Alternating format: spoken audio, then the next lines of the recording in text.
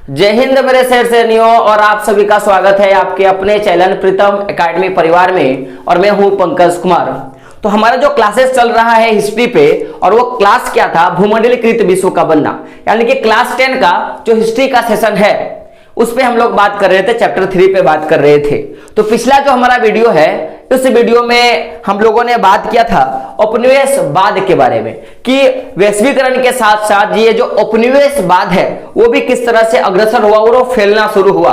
तो कुछ कुछ ऐसे देश थे जो बाद में उभर कर आए, उपनिवेशक बन के आए, उनके बारे में भी हम लोगों ने चर्चा किया था। फिर हम लोगों ने एक छोटा सा टेलर देखा था, किसके बारे में, तो रेंडर पेस्ट के बारे में। तो आज हम लोग वही चीजों को आगे बढ़ाएंगे। सबसे पहली बात कि हम लोग देखेंगे कि अफ्रीका में जब रेंडर पेस्ट नहीं आया था तो उस समय उनकी किस तरह की स्थिति थी, और जब रेंडर पेस्ट आया और रेंडर पेस्ट के कारण ये जो उपनिवेशवाद है उसको किस तरह से मदद मिला रेंडर पेस्ट के कारण। और अफ्रीका जैसा जो पूरा जो एक बहुत बड़ा जो महाद्वीप है, इस समय उपनिवेशवाद का प्रभाव देखने को मिला, या मैं सीधा बोल सकता हूं कि रेंडर पेस्ट के आने के बाद अफ्रीका जैसे एक बड़ा भूभाग पे क्या हुआ कि उपनिवेशवाद का कहर हुआ, लोग गुलाम होना शुरू हो गया। इसके बारे में हम लोग देखेंगे। तो कभी अगर आपके पास क्वेश्चन आएगा कि बताएं कि रेंडर पेस्ट क्या है, तो अगर 1 नंबर का क्वेश्चन आएगा या 2 नंबर का क्वेश्चन आएगा, तो जो कल का जो टॉपिक का रेंडर पेस्ट था आप वो लिख दोगे तो सही हो जाएगा। लेकिन मेरे रसगुल्लो, कभी अगर रेंडर पेस्ट का क्वेश्चन आए और वो 5 नंबर का आए, होता है ना, बोर्ड क्वेश्चन देती है, अगर 5 नंबर का आए तो फिर आप क्या करोगे, आपके पास प्रॉब्लम होगी ना। तो उन सारे प्रॉब्लमों को हम लोग दूर करेंगे। तो आज का जो टॉपिक रहेगा वो रेंडर पेस्ट के बारे में सारे वो चीजें इंक्लूड होंगी जो आपको और कोई यूट्यूबर नहीं बताया होगा, कोई यूट्यूब का टीचर आज तक नहीं बताया होगा, वो सारी चीजों को कवर करेंगे। तो पहला जो टॉपिक रहेगा कि उपनिवेशवाद का अफ्रीका में आकर्षण का क्या कारण था। क्या कारण था कि जो उपनिवेशवाद है या जो उपनिवेशक देश है वो लोग क्या करने लगे, अफ्रीका पर अपना, मैं बोल सकता हूं कि पसंद या रुचि को जताना शुरू किए, अफ्रीका की ओर आकर्षित हुए। इसके बारे में हम लोग बात करेंगे। साथ में जो भी समस्याएं आई अफ्रीका को उपनिवेशक बनाने के लिए, तो उन समस्याओं को जो भी औपनिवेशिक देश है उन्होंने किस तरह से उनका समाधान किया और उन समस्याओं को हटाया, अफ्रीका को क्या क्या गुलाम किया। फिर हम लोग रेंडर पेस्ट के बारे में देखेंगे, और रेंडर पेस्ट जो बीमारी है वो किस तरह से मदद किया, किसका मदद किया, मैं बोल सकता हूं कि अफ्रीका को गुलाम बनाने के लिए। तो इससे पहले हम लोगों ने देखा था कि अमेरिका में जब चेचक का बीमारी आया तो अमेरिका को कब्जा करने के लिए या अमेरिका को गुलाम बनाने वाले जो उपनिवेशक देश है उनको मदद मिला। तो आपका बोर्ड एक क्वेश्चन ये भी पूछता है कि इतिहास से 2 ऐसे उदाहरण बताएं, इतिहास से 2 ऐसे उदाहरण बताएं कि बीमारी के वैश्वीकरण प्रभाव के कारण उन देशों में उपनिवेशवाद क्या हो गया, स्थापित हुआ। इस तरह का क्वेश्चन आपका जो बोर्ड है वो पूछता है। तो पहला तो आप अमेरिका का उदाहरण दे सकते हो, और दूसरा जो उदाहरण रहेगा आप अफ्रीका का दे सकते हो। तो अमेरिका में कौन सी बीमारी फैली थी, चेचक, और अफ्रीका में कौन सी बीमारी फैली थी, रेंडर पेस्ट। तो दोनों का कॉम्बिनेशन बना के आप आंसर दे सकते हो, और मैं दावा के साथ बोलूंगा कि वो आंसर जो होगा 100% सही होगा और आपको फुल मार्क्स मिलेगा। तो वीडियो कैसा लगा, अभी तो ये इंट्रोडक्शन पार्ट था। वीडियो शुरू करने से पहले मैं एक ही चीज बोलूंगा कि रख हौसला, वो मंजर भी आएगा, प्यासे के पास चलकर एक दिन समंदर भी आएगा।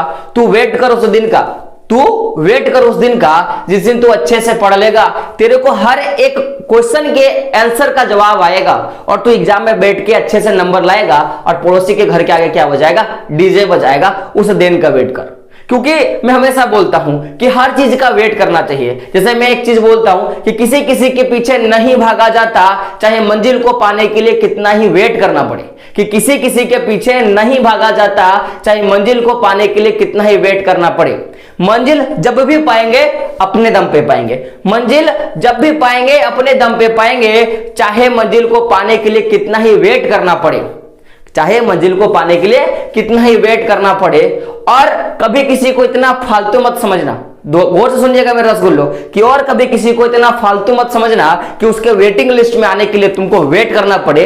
तो थोड़ा इंतजार करो, थोड़ा टाइम लो, क्योंकि मैं अक्सर बोलता हूं कि जो चीज ज्यादा टाइम लेता है ना, जो चीज ज्यादा टाइम लेता है उसमें निखार उतनी ज्यादा होती है, उसमें क्या होता है, निखार उतना होता है। तो टाइम दो, अपने करियर पे टाइम दो, अपने लक्ष्य पे टाइम दो, तब जाके मजा आने वाला है। तो मजा में आज का मैं क्लास शुरू करता हूं। तो पहला आप टॉपिक डाल सकते हो, उपनिवेशवाद का अफ्रीका में आकर्षण का कारण।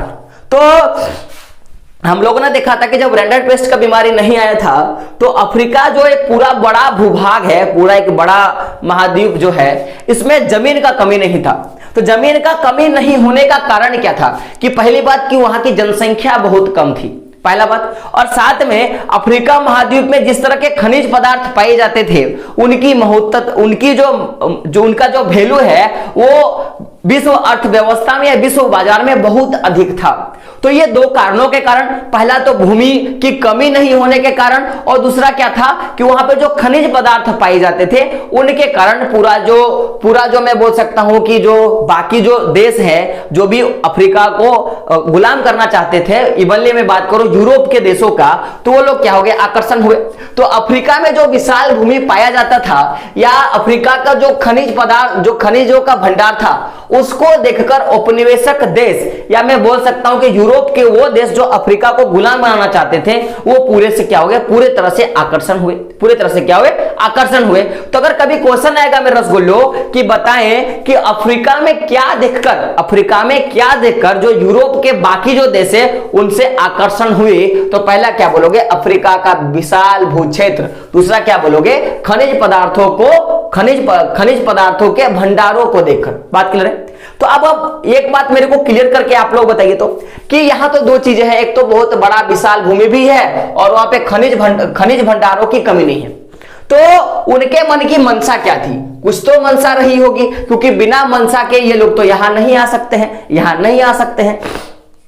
तो हम लोगों ने देखा था कि जिस तरह से विशाल भूक्षेत्र पाया जाता है अफ्रीका में, तो उपनिवेशवादियों का या यूरोप के बाकी देशों का मानना था कि हम लोग क्या करेंगे कि इस बड़ा जो विशाल जो भूक्षेत्र है उस पे हम लोग बागानी खेती करेंगे। क्या करेंगे, बागानी खेती करेंगे। और बागानी खेती का सबसे अच्छा उदाहरण मैं बोल सकता हूं कि चाय की खेती आप लोग बोल सकते हो, कि देख सकते हो ना कि चाय जो होता है एक बागान पे लगा दिया जो सदियों हरा भरा होता है, उससे हमेशा खेती है, उससे क्या होगा, हमेशा क्या आ सकता है, मैं बोल सकता हूं कि वहां से उत्पादन कर सकते हैं, कृषि का उत्पादन कर सकते हैं।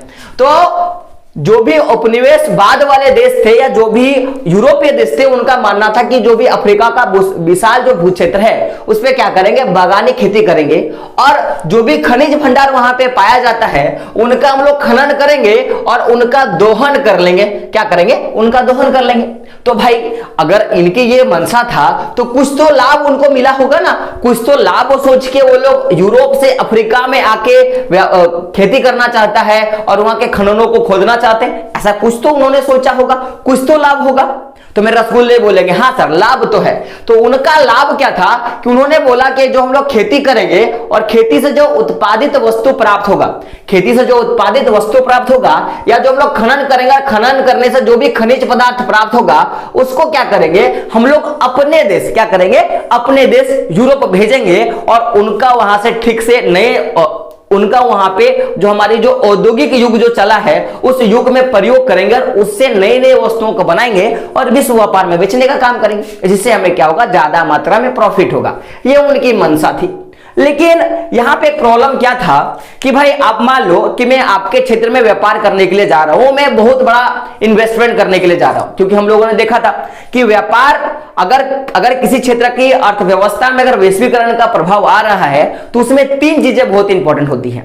पहला जो होता है उसमें हम लोगों ने बात किया था कि उसमें हम लोगों ने बात किया था उत्पादित वस्तु का, कि आप किस वस्तु का उत्पादन करना चाहते हो। तो उसमें हम लोगों ने देखा था कि संसाधन का, दूसरा हम लोगों ने श्रम का, और तीसरा हम लोगों ने देखा था पूंजी का। ये तीन अगर चीजें हैं तो आप किसी भी क्षेत्र में अच्छे से क्या कर सकते हो, व्यापार कर सकते हो, और उस क्षेत्र में आप व्यापार करके जो वैश्वीकरण का प्रवाह है उसको बढ़ा सकते हो। तो यहाँ तो भाई जमीन तो था, संसाधन तो था। संसाधन क्या था, यहाँ पे खनन करके खनिज उत्पादन कर सकते थे और खेती करके हम लोग क्या कर सकते, कृषि उत्पादन कर सकते थे। तो यहाँ पे संसाधन तो था। यूरोप के पास पैसा भी था, वो लोग पैसा भी लगाना चाहता था, लेकिन अब बात है यहाँ पे कि मैं आपके क्षेत्र पे जा रहा हूं, मैं वहां पे चाहता हूं कि मैं बिजनेस करूं और मैं पैसा लगाने के लिए चाहता हूं, सब कुछ मुझे मिल रहा है, सब कुछ अवेलेबल है, लेकिन मुझे मजदूर नहीं मिल रहे हैं, तो क्या श्रम लग पाएगा? क्या मैं वहां पे उद्योग चला पाऊंगा क्या? तो आप बोलोगे नहीं। तो यूरोप के समक्ष सबसे बड़ी जो समस्या था, वो समस्या क्या था कि अफ्रीका के जो लोग हैं, ये लोग तनख्वाह पर, किसके तनख्वाह पर काम नहीं करना चाहते थे। क्या करना नहीं चाहते थे? तनख्वाह पे काम नहीं करना चाहते थे। तो कल मैंने आपको बताया था कि आखिर क्या कारण था जिसके कारण अफ्रीका के लोग तनख्वाह पे काम नहीं करना चाहते थे। तो आपने अगर देखा होगा तभी तो आपको समझ में आएगा। इसीलिए मैं बोलता हूं हर एक वीडियो को देखो, चाहे पीछे का वीडियो हो चाहे प्रेजेंट का वीडियो हो, क्योंकि शिक्षा क्या है, मैंने कल ही बोला एक चक्रवृद्धि ब्याज है, जितना इसको रगड़ोगे, जितना इसको घिसोगे, वो उतना स्ट्रांग होगा। तो अफ्रीका के लोग तनख्वाह पे काम नहीं करना चाहते थे। ये जो था यूरोपीय लोगों के लिए बहुत बड़ी समस्या थी कि उनके पास संसाधन भी मौजूद है, वहां पे मैं पैसा भी लगा सकता हूं लंबे समय के लिए या छोटे समय के लिए, मैं पैसा भी लगा सकता हूं, पूंजी भी लगा सकता हूं, लेकिन मुझे श्रमिक नहीं मिल रहे हैं, तो उत्पादन तो मैं कर ही नहीं सकता हूं, मैं उत्पादन कर ही नहीं सकता हूं, इस तरह की भावना थी।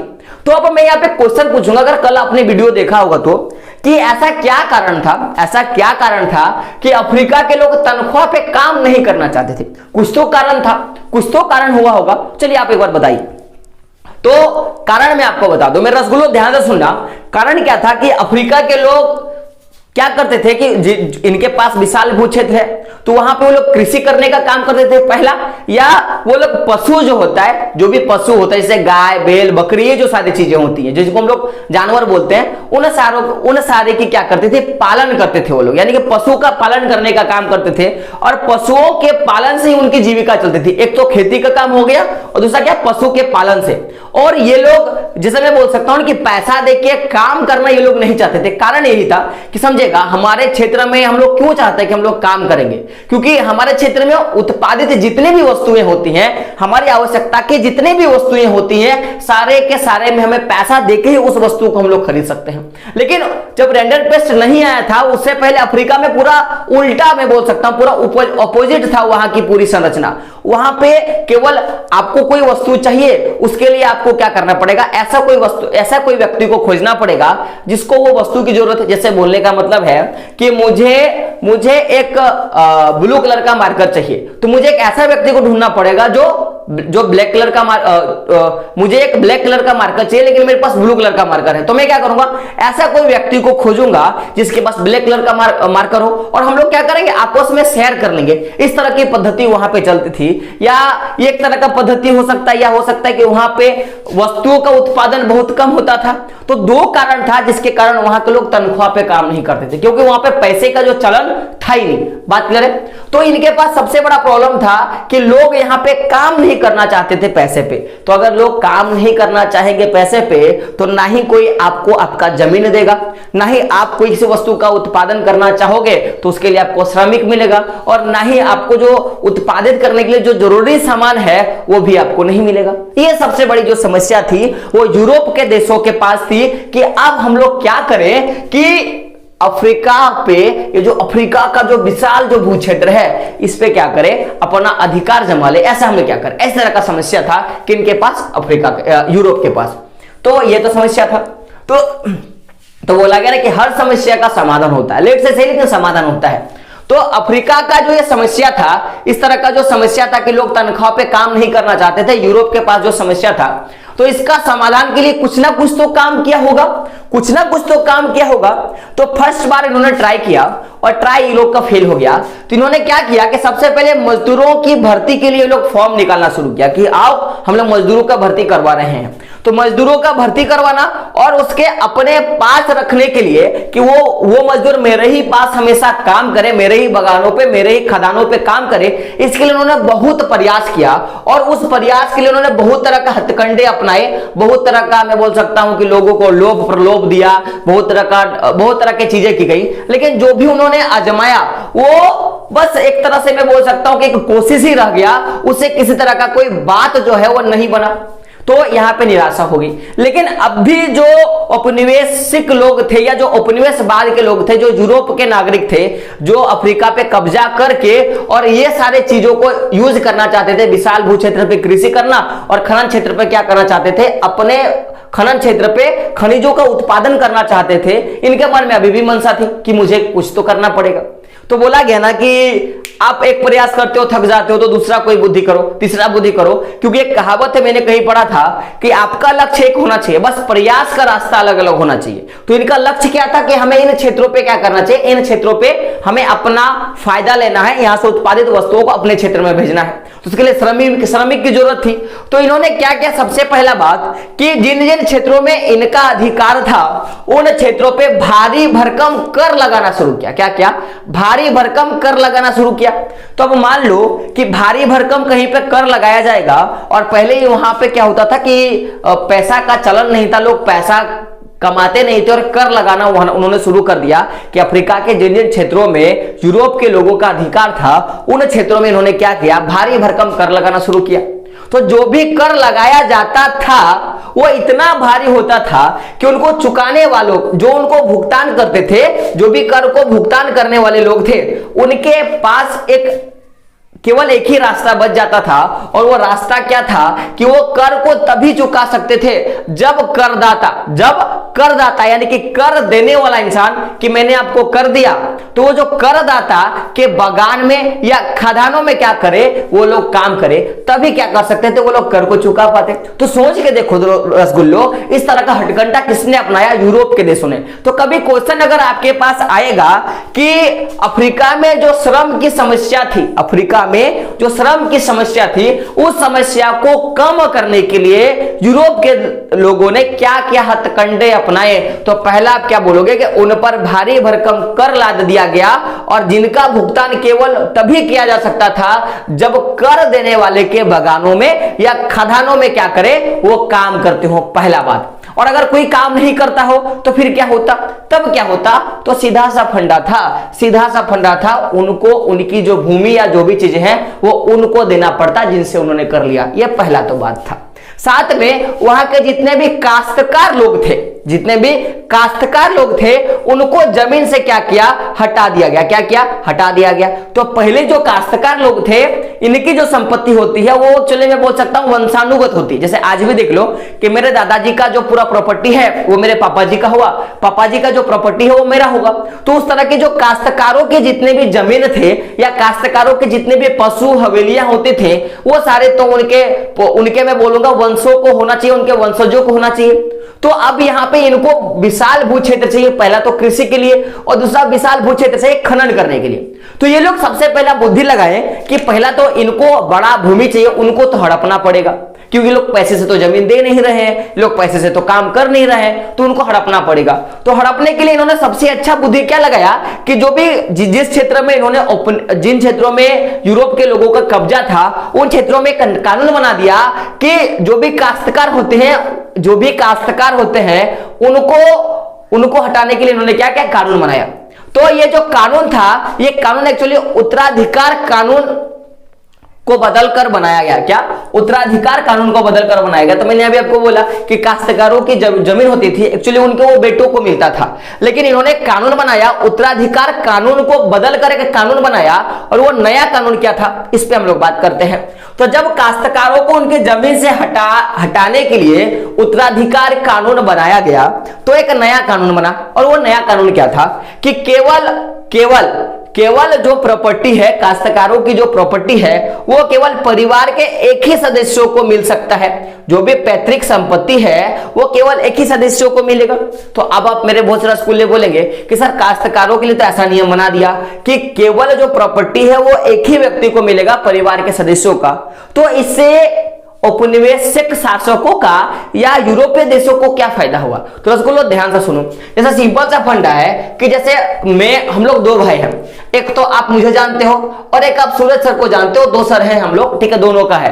तो मान लो कि हमारे क्षेत्र में ये उत्तराधिकार कानून को बदलकर एक नया कानून बनाया गया। इस कानून में क्या बोला कि केवल एक ही व्यक्ति को प्रॉपर्टी मिलेगा। चूंकि मैं बड़ा हूं तो मुझे पूरा पैतृक संपत्ति मुझे मिल गया, मुझे पूरा पैतृक संपत्ति मिल गया। तो जो बच्चे हमारे सूरज सर, उनको हाथ में तो ठेंगा आया, उनको तो कुछ नहीं मिला। तो ये क्या करेंगे, इनके भी बाल बच्चे हैं, ये भी बूढ़े हो चुके हैं, ये भी बड़े हो चुके हैं, तो इनको तो कुछ तो करना पड़ेगा ना। तो ये क्या करेंगे कि ये अब मार्केट से पैसा कमाने के लिए, क्योंकि इनके पास ना ही पशु बचे हैं और ना इनके पास जमीन बचा है, तो क्या होगा, जब मैं मर जाऊंगा तो सारी जो संपत्ति होगी वो तो उन लोगों का हो जाएगा जिसने हमें गुलाम बना के रखा। तो अब सूरज सर क्या करेंगे, मार्केट में उतर जाएंगे और वो श्रम को ढूंढने लगेंगे कि मुझे कहां काम मिलेगा, मुझे कहां काम मिलेगा। तो जब नया कानून बनाया गया तो उसमें बोला कि केवल परिवार के एक ही सदस्य को क्या हो सकता है, पैतृक संपत्ति मिल सकती है। तो इससे जो यूरोप के जो देश हैं, जो अफ्रीका को कब्जा करना चाहते थे, इनको क्या फायदा हुआ कि परिवार के जो बाकी जो सदस्य बचे, जो बाकी जो लोग बचे, उनको श्रम बाजार में यानी कि वो लोग जो काम देना चाह रहे थे पहले भर्ती लगाकर, अब वो काम जबरदस्ती लोग ये कानून बनाकर उनसे ले सकते थे, उनसे क्या कर सकते थे, ले सकते थे। तो बस ये जो काश्तकारों को जमीन पे हटाने के लिए जो उत्तराधिकारी कानून बना, इसका बस एक ही मकसद था कि जो परिवार के जो बाकी लोग हैं उनको श्रम बाजार में क्या करे, ढकेला जाए और वो लोग काम करना शुरू करें और हम लोग क्या कर सकते हैं, विशाल भू क्षेत्र पर कृषि कर सकते हैं और विशाल भू क्षेत्र पे खनन करके वहां पे खनिज पदार्थों को निकाल सकते हैं। इसलिए क्या किया, इस तरह का कानून बनाया गया। साथ में क्या किया गया, जो भी खनन कर्मी थे, जो भी लोग राजी हो गए कि मुझे खनन करना है, चाहे वो भारी भरकम कर के लिए बात करें या जो उत्तराधिकारी कानून का जो बदलाव करके जो कानून बनाया गया, उसके लिए जो भी लोग, मैं बोल सकता हूं, अपनी संपत्ति से या भारी कर के लिए राजी हो गए, उन सभी को कोयले के खदानों में और बगानों में भेज दिया गया। भेजा तो गया, साथ में इन्होंने क्या किया कि जो भी खान कर्मियां थे या जो लोग खदानों पे काम करने वाले लोग थे, उनको बाड़ों यानी कि बाउंड्री में क्या कर दिया गया, बंद करके रखा दिया गया। कारण क्या था, इनका मानना था कि अगर मैं मजदूरों को खुलेआम घूमने फिरने में अगर मैं छूट दे दूं, तो ये लोग भारी मात्रा में काम नहीं कर पाएंगे और हमें जितना उत्पादन चाहिए वो उत्पादन नहीं हो पाएगा। तो इसीलिए खान कर्मियों को क्या किया गया, बाड़ों में बंद कर दिया गया और खुलेआम घूमने फिरने की क्या कर लगा दी गई, पाबंदी लगा दी गई। तो इस तरह की जो घटनाएं थी ये कब हुआ, तो जब औपनिवेशिक शासक अफ्रीका पर आए और उन्होंने इन विशाल भू क्षेत्रों को देखा और देखकर उन्होंने क्या किया, यहाँ पे अपना जो भी उत्पादित वस्तुएं उनको भेजने के लिए कोशिश कर रहे थे। तो जब अफ्रीकी लोग नहीं माने कि मुझे काम नहीं करना है, तब ये सारे हथकंडे अपनाएंगे। तो एक क्वेश्चन आता है, मेरे रसगुल्लो ध्यान से सुनिएगा कि अगर क्वेश्चन आएगा कि अफ्रीका पर गुलामी करने के बाद या अफ्रीका पे उपनिवेशवाद का क्या प्रभाव था, तो आप ये लिख सकते हो आराम से। इस तरह की जो चीजें हैं बनाई गई। तो यहां तक तो बात सही था कि कुछ ऐसे ही लोग थे जो लोग राजी हो गए कारखानों में काम करने के लिए या कृषि पे काम करने के लिए। लेकिन एक स्थिति ऐसा भी आया जब अफ्रीका पर यूरोपीय देशों का पूरा आधिपत्य हो गया। तो उस स्थिति के बारे में हम लोग बात करते हैं और वो स्थिति क्या था, रेंडर पेस्ट बीमारी। तो ये तो सारी घटनाएं चली रही थी। उसी समय क्या हो गया कि अफ्रीका महाद्वीप में क्या हुआ, अफ्रीका महाद्वीप में रेंडर पेस्ट नामक जो विनाशकारी जो बीमारी है वो, और ये बीमारी कैसा था, पशुओं में फैलने वाला जो रोग था उनका आगमन हो गया, उसका क्या हो गया, आगमन हो गया। तो जब अफ्रीका में रेंडर पेस्ट नामक बीमारी आया तो इससे उनकी जीविका पर भी प्रभाव पड़ा और खुद ना खुद में बोल सकता हूं कि ऐसी स्थिति आ गई कि उनके देश पर जो यूरोपीय देश के जो लोग थे उनका कब्जा भी हो गया और उनको उनका देश छोड़ के जाना पड़ा। ऐसी भी स्थिति यहां पे देखने को मिली। तो हम लोग इस स्थिति पे बात करते हैं और आपका क्वेश्चन आता है कि रेंडर पेस्ट से आप क्या समझते हो। तो अगर 2 नंबर का क्वेश्चन आएगा तो इससे पहले वाले वीडियो में जो मैंने बताया था वो आप देख लेना। और अगर आपको ज्यादा नंबर का अगर क्वेश्चन आएगा, 5 नंबर का अगर आएगा, तो आप ये वाला लिखोगे तो क्या हो जाएगा, सही हो जाएगा। तो हम लोग बात करते हैं रेंडर पेस्ट बीमारी का। तो मैंने वहां पे लिखा था कि रेंडर पेस्ट जो है वो 1890 के दशक में फैला था। 1890 के दशक में फैला था। तो ये तो फैला था तब मैंने बोला कि वो फैल गया था, लेकिन आया कब था इसके बारे में मैं यहां से शुरू करता हूं। तो ध्यान से सुनिएगा मेरे रसगुल्लों में क्या बोलना चाहता हूं कि अफ्रीका में जो रेंडरपेस्ट जो नामक बीमारी है, ये सबसे पहले मैं बात करूं, सबसे पहले 1880 के दशक का जो आखिरी जो साल है उसमें दिखाई दिया। कब दिया? 1880 के दशक के साल में दिखाई दिया, सबसे पहला केस दिखाई दिया। लेकिन ये पूरे यूरोप, पूरे अफ्रीका पे फैला कब था? तो 1890 के दशक में, यानी कि इसके 10 साल के बाद पूरे यूरोप में पूरे अफ्रीका में फैल गया। इसके बारे में हम लोग बात करते हैं। तो कभी अगर क्वेश्चन आएगा कि बताए कि अफ्रीका में रेंडरपेस्ट नामक बीमारी का सबसे पहले कितने साल के दशक के आखिरी में दिखाई दिया, तो आप क्या बोलोगे? 1880 के दशक के आखिरी में। तो भाई अब ये रेंडरपेस्ट बीमारी जो है वो उत्पन्न कैसे हुआ? जैसे अमेरिका में चेचक बीमारी स्पेनिश लोगों से आया था, तो यहां पे कैसे आया इसके बारे में हम लोग बात करते हैं। तो आप देखिएगा क्या हुआ था 1880 के दशक के समय में, क्या हुआ था कि जो पूर्वी अफ्रीका है, पूर्वी अफ्रीका में ये जो एरिस्ट्रिया पर हमला कर रहे जो इतावी जो सैनिक है, कौन सा? इतावी जो सैनिक है, उनका पेट भरने के लिए क्या हुआ था कि एशियाई देशों से जानवर जो है लाए जाते थे, और उन जानवरों के माध्यम से ही क्या हुआ, इन जानवरों के माध्यम से ही जो है बीमारी वो अफ्रीका में पहुंचा था। तो अगर कभी क्वेश्चन आएगा कि अफ्रीका में रेंडरपेस्ट नामक बीमारी किस माध्यम से आया, तो आप बोलोगे कि एशियाई देशों के जानवरों से। भाई कैसे आया? तो क्या बोलोगे कि पूर्वी अफ्रीका का जो एरिस्ट्रियाई जो जगह है, पूर्वी अफ्रीका का जो एरिस्ट्रियाई जो जगह है, उस पर जो इतालवी यानी कि इटली के सैनिक जब आक्रमण कर रहे थे, तो उनको खाने के लिए जो भी मांस मछली चाहिए था, वो सारे मांस मछली कहां से आता था? एशिया के बाकी देशों से आता था।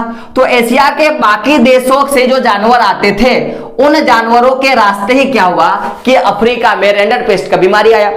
तो भाई अब उस समय जो बाकी जो यूरोप था, बाकी जो एशिया था, उसके बारे में हम लोग बात करते हैं। तो एक्चुअली अगर मैं बात करूं, एशिया से तो बीमारी आया, लेकिन खास कर ये जो बीमारी है अफ्रीका में जब पहुंचा, तो ये ऐसे क्षेत्रों से पहुंचा जिन क्षेत्रों में ब्रिटिश का आधिपत्य था। कौन सा? ब्रिटिश का आधिपत्य था, यानी कि ब्रिटिश लोग एशिया के जिन क्षेत्रों पे क्या कर लिए थे? कब्जा कर लिए थे। उन्हीं क्षेत्रों के माध्यम से क्या हुआ कि जानवर जो है अफ्रीका में पहुंचा। कारण समझिएगा कि अब जो इटली के जो सैनिक है, वो लोग अब खाने के लिए वो लोग जानवर को मंगाते थे, क्योंकि इसमें ज्यादा प्रोटीन होता है। तो ये जो जानवर होते हैं, ये लोग ब्रिटिश जो सेना, जो ब्रिटिश अधिकारी जो लोग होते हैं, या जो ब्रिटिश आधिपत्य वाला जो क्षेत्र होता है, वहां से ये जो जानवर है वो व्यापार किए जाते थे। और उन्हीं जानवरों के माध्यम से पूरे अफ्रीका देश में क्या हुआ कि ये जो मैं बोल सकता हूं जो रेंडरपेस्ट नामक बीमारी है वो पहुंचा। तो अगर कभी क्वेश्चन आएगा मेरे रसगुल्लों कि सबसे पहले कब, तो 1880 में यह बीमारी देखा गया, और किस क्षेत्र में बीमारी सबसे पहले दिखा गया? तो पूर्वी अफ्रीका। कहां पे? पूर्वी अफ्रीका। जगह का क्या नाम है? एरिस्ट्रिया। और किसके द्वारा लाया गया? तो इतालवी सैनिकों के द्वारा, यानी इटली के सैनिकों के द्वारा लाया गया। और ये बीमारी कहां से पहुंचा? तो एशियाई देशों से पहुंचा। किन क्षेत्रों से? तो जिन क्षेत्रों में ब्रिटिश का आधिपत्य था। कहां पे? ब्रिटिश का आधिपत्य था, वहां से ये जो जानवर लाए जाते थे उन्हीं के माध्यम से पहुंचा। क्योंकि हमने पहले ही बोला है कि ये जो रेंडरपेस्ट होता है, ये प्लेग, जानवरों में फैलने वाली प्लेग बीमारी है, प्लेग की तरह बीमारी है। इसके बारे में हम लोगों ने पहले क्लास में लिया था, इससे पहले क्लास में हम लोगों ने लिया था।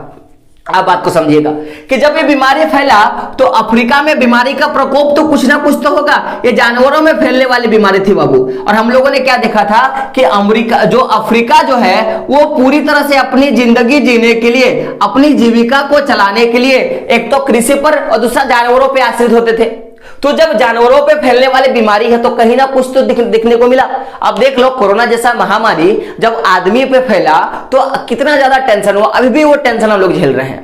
तो जब अफ्रीका में बीमारी का प्रकोप हुआ, उसके बारे में हम लोग बात करते हैं। क्वेश्चन आता है रसगुल्लो कि पहला तो क्वेश्चन आएगा कि रेंडरपेस्ट क्या है, तो ये पूरा आपको लिखना है। लेकिन केवल आएगा कि अफ्रीका में बीमारी का क्या प्रकोप था, जब अफ्रीका में रेंडरपेस्ट का बीमारी फैला तो उसका क्या प्रभाव था। अगर ये आएगा तो आप यहां से लिखना शुरू करोगे। तो ध्यान देना मेरे रसगुल्लो, ध्यान देना कि ये जो बीमारी है ये अफ्रीका के पूर्वी हिस्से से अफ्रीका में दाखिल होना हुआ, क्योंकि हम लोगों ने देखा था कि ये जो बीमारी है वो पूर्वी अफ्रीका के एरिस्ट्रियाई जगह से आया। कहां से? एरिस्ट्रियाई जगह पे क्या हुआ? प्रवेश हुआ। तो ये जो बीमारी था वो पूर्वी हिस्से से अफ्रीका में दाखिल हुआ, और ये बीमारी इतना प्रबल था कि जिस तरह से जंगल का आग होता है ना, जंगल का आग बड़ा स्पीड फैलता है, क्योंकि जंगल की आग दावानल, इसको कभी दबा नहीं सकते हैं। अब जंगल में एक आग लग जाता है तो पूरा जंगल तुरंत तहस नहस होता है, क्योंकि पेड़ सामने सामने होता है। तो जब अफ्रीका में पूर्वी हिस्से से ये जो रोग है, ये जो विनाशकारी जो रोग है जब दाखिल हुआ, तो ये जंगल की आग की तरह फैला, पूरा स्पीड फैला, और देखते ही देखते ये पूरी जो पश्चिम अफ्रीका है, यानी कि पूर्वी अफ्रीका से लेके पश्चिम अफ्रीका की तरफ क्या होने लगा कि जंगल की आग की तरह बढ़ने लगा। क्या हुआ? जंगल की आग की तरह बढ़ने लगा। अब बात को समझो कि ये तो पूर्वी अफ्रीका के पूर्वी हिस्से से आया, और इसकी रफ्तार इतनी तेज थी जैसे मैं बोल सकता हूं कि जंगल की आग की तरह। अब ये देखते देखते ये पश्चिमी अफ्रीका की तरफ क्या हुआ? बढ़ना शुरू हुआ। तो ध्यान दीजिएगा, यहां पे एक वर्ड मेरा छूट गया, वो क्या है? 1892। कब है? 1892। तो अब ये एकदम जंगल की आग की तरह बढ़ना शुरू हो गया। तो अब यहां पे देखिएगा 1890 तक आते आते, पहला तो ये देखो 1880 में ये जो बीमारी है शुरू हुआ, पहला केस देखने को लिए मिला, और ये 1880 से लेके जो आखिरी दशक यानी 1890 तक जाते जाते ये जो अफ्रीका का जो अटलांटिक तट है, अफ्रीका का जो अटलांटिक तट है वहां तक जाके पहुंच गया। अब सोचो इनकी रफ्तार कितनी थी? पूरे 12 साल के बीच में ये जो अफ्रीका का जो पश्चिमी तट है वहां तक पहुंच गया। धीरे धीरे अभी 1892 के 5 साल के बाद, 1892 के 5 साल के बाद ये अफ्रीका का जो केप है, अब ये केप क्या है? तो मैं बोल सकता हूं कि अफ्रीका का जो दक्षिणी ध्रुव है, अफ्रीका का जो दक्षिणी ध्रुव है वहां तक ये 5 सालों के बाद पहुंच गया। अब ये जिन क्षेत्रों में भी रेंडर पेस्ट जाता, जिन रास्तों से ही ये रेंडर पेस्ट जाता, उस क्षेत्र का 90%, कितना मैं बात कर रहा हूं, 90% जो मवेशी है वो मौत के लिए क्या होता? सो जाता। इतना खतरनाक ये बीमारी था। तो सोच के देखो, मैं एक चीज बोलता हूं, आप गौर करना मैं क्या बोलना चाहता हूं कि ये बीमारी तो पूर्वी हिस्से से अफ्रीका में फैला। 1880 में पहली बार इसका प्रकोप देखा गया, और ये 1892 आते आते ये पूर्वी हिस्से से पश्चिमी हिस्सा जो आपका है वहां तक पहुंच गया। कहां पे? पश्चिमी हिस्सा तक पहुंच गया, यानी कि अंटार्कटिक महातट तक पहुंच गया। अगर अफ्रीका का बात करो तो थोड़ा सा इधर बड़ा है और इधर ऐसा करके छोटा आपका हो जाता है। तो इस क्षेत्र तक, यहां देखो पूरब में पहुंचा, इन क्षेत्रों में पहुंचा, और यहां से यहां तक आते आते इनको 12 साल लगा, और 12 साल में ये बीमारी कहां तक पहुंच गया? एकदम पश्चिम तक पहुंच गया। और 5 सालों के बीच में ये जो दक्षिण का ध्रुव है, इसका जो दक्षिण का ध्रुव है वहां तक क्या हो गया? पूरा पहुंच गया। यहां से यहां तक आने में इसको कितना लगा? इनको 12 साल लगा, और यहां तक आने में इसको 5 साल लगा, और 5 साल के बीच में जो पूरा का पूरा जो अफ्रीका है इसमें क्या फैल गया? रेंडर पेस्ट फैल गया। और जिस भी क्षेत्र में रेंडर पेस्ट जाता वहां की 90% जो मवेशी है उसको मौत के लिए सुला देता। अब सोच के देखो कि जिस क्षेत्र का इनकम, जिस क्षेत्र का आमदनी ही जानवर है, और वहां के अगर जानवर मरने लगे तो उनका तो प्रभाव होगा जिंदगी पे।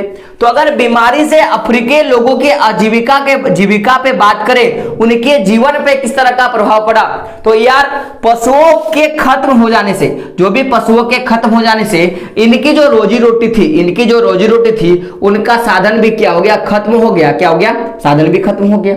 तो इनकी स्थिति ऐसे थी कि अब करो और मरो वाला सिचुएशन था, कि अगर ये लोग इनसे कर लेते हैं, अगर इनसे ये कर लेते हैं तो भी जाते हैं, और कर ना लेते हैं तो भूखे पेट मर जाते हैं। इस तरह की इनके पास स्थिति थी। तो आप गौर कीजिएगा कि ये तो स्थिति इनको देखने को मिला। तो जब इनकी आजीविका संकट पे आ गई, इनकी जीविका खतरे पे आ गई, तो इसका जो फायदा है ना वो बागान मालिकों को और औपनिवेशिक समाज जो है उनको बहुत अच्छा से इनका अवसर मिला, और इनका उन्होंने फायदा उठाया। तो भाई ये अवसर क्या था, इस पे हम लोग बात करते हैं। तो जब इनकी आजीविका खतरे में आई तो पहले बात को तो ये तो पहले भारी भरकम इनको कर देने लगा, क्योंकि इनको तो खाना चाहिए था, और जब इनको खाना चाहिए तो ये लोग कर को क्या क्या इन्होंने बढ़ा दिया। तो इसको चुका पाना इनके लिए मुश्किल था, और नहीं चुका पाते तो इनको बगानों में खदानों में काम करना होता। तो रेंडर पेस्ट के कारण इनको खदानों में और बगानों में काम करना हुआ। तो आप बात को समझिएगा कि बागान मालिकों ने किस तरह से फायदा उठाया। क्वेश्चन आता है कि रेंडर पेस्ट के कारण औपनिवेशिक समाज और बागान मालिकों ने किस तरह से फायदा उठाया, उस अवसर का फायदा उठाया, इस तरह का क्वेश्चन आता है। तो अगर मैं फायदे की बात करूं तो ध्यान से सुनिएगा कि पहला बात ये लोग चाहते थे कि इनकी जो सत्ता है, इनकी जो अपनी जो सत्ता है, इसको और मजबूत करेंगे। तो इसका एक तरह से बहुत अच्छा अवसर था अपनी सत्ता को मजबूत करना। साथ में ये एक ऐसा मौका था जिसमें अफ्रीकाई लोगों को क्या कर सकता था कि श्रम बाजार में इन लोगों को धकेल सकता था। क्या होता था? धकेल सकता था। ये दो बड़ा जो इनको अवसर इससे मिल गया। तो अब मैंने क्या बोला था कि यहाँ पे 90% जानवरों को मारता है, यानी कि अब भी जो है 10% जानवर तो बचे गए होंगे, 10% तो जानवर बच गए होंगे। तो अब देखो इन्होंने क्या किया बागान मालिकों ने कि वहां के जो भी बचे खुचे पशु थे उन पशु संसाधनों पे क्या किया, इन्होंने कब्जा कर लिया। क्या किया? कब्जा कर लिया कि ये जो बचे हुए पशु है ये मेरे हैं, और इन्होंने वहां से जाकर उन्होंने लूट लिया। और कब्जा करने के बाद क्या हुआ कि बाकी जो मैं बोल सकता हूं कि ये लोग जब लूट लिए पूरा का पूरा, जब जो भी था, जो 10% जो भी पशु बचा था उसको भी इन्होंने लूट लिया। तो इनके पास वो तो रास्ता नहीं रह गया कि हम लोग तनख्वाह पे नहीं काम करेंगे, यानी कि अब अफ्रीका के 100% के जो लोग हैं पूरे के पूरे क्या हो गए, पूरे के पास जो उनकी अपनी एक तरह से आर्थिक स्थिति थी जिससे वो लोग अपना घर चलाते थे, वो क्या हो गया, खत्म हो गया। और सारे के लोग श्रम बाजार में कूद पड़े। क्या हो गया? श्रम बाजार में कूद पड़े। तो पहला तो ये लोग कर बढ़ा दिए थे, और कर को चुकाने के लिए ये सारा उनको काम करवा रहे थे। तो इस तरह की स्थिति उनको देखने को मिला। तो ये जो स्थिति पूरा बन के आया, इस तरह का जो भयानक स्थिति बन के आया, इसके कारण जो भी यूरोपीय जो उपनिवेशकार हैं उनको पूरे अफ्रीका को जीतने का और उनको गुलाम बनाने का मैं बोल सकता हूं एक अच्छा मौका हाथ लगा। और इस मौके का इन्होंने फायदा उठाया। क्या हुआ? इस मौके का उन्होंने फायदा उठाया। तो हम लोगों ने रेंडर पेस्ट के बारे में पूरा देख लिया। अफ्रीका में जब बीमारी फैला उसके प्रकोप के बारे में देखा, रेंडर पेस्ट से किस तरह की जो आजीविका थी उसको प्रभावित हुआ उसका, और बागान मालिकों और उपनिवेशकारों को किस तरह का फायदा हुआ उसके बारे में हम लोगों ने देखा। और हम लोगों ने यहाँ पे देखा कि जब उपनिवेशवाद का अफ्रीका में आकर्षण का क्या कारण था इसके बारे में देखा। तो आई होप आज का क्लास आपको अच्छा लगा होगा तो क्या करना है मेरे रसगुल्लो, लाइक करना है, कमेंट करना है, और वीडियो को अपने दोस्तों तक क्या करना है, शेयर करना है। जाते जाते एक बात मैं हमेशा बोलता हूं कि जब तक तोड़ेंगे नहीं तब तक छोड़ेंगे नहीं। तो दोस्तों मिलते हैं अगले वीडियो में, तब तक के लिए जय हिंद, जय भारत, और आपका दिन शुभ हो।